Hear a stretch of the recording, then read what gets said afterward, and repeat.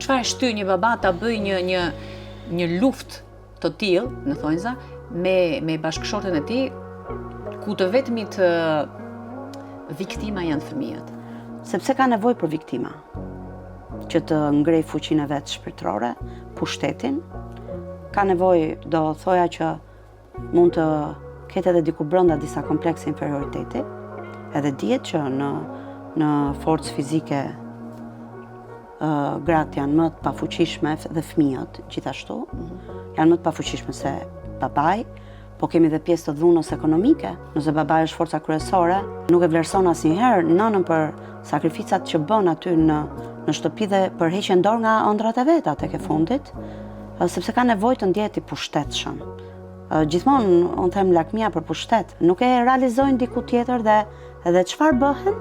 Bëhen pedant, bëhen diktator në familjet e tyre.